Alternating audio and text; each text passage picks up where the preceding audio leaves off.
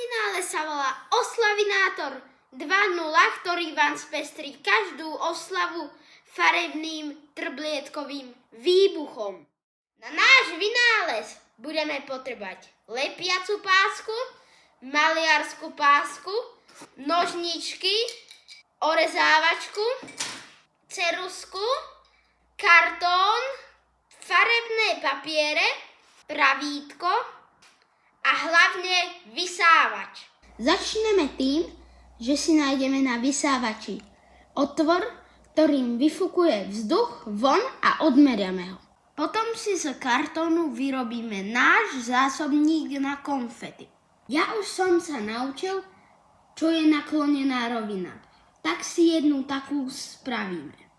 Konfety sa po nej zošmyknú presne do otvoru vysávača. Vyrežeme spúšťací mechanizmus a zásobník obalíme maliarskou páskou.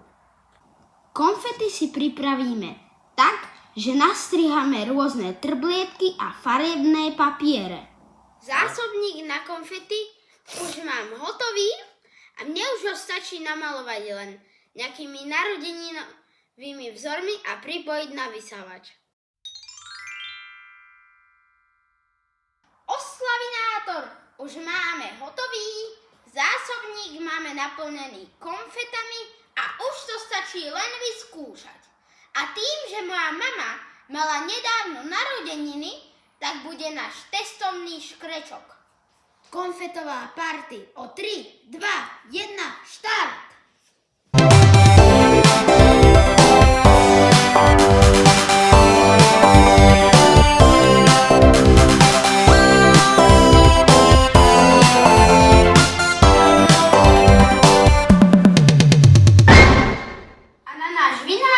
Použili kartón, ktorý sme takto zrecyklovali a trblietky, ktoré vieme dať do separovaného odpadu.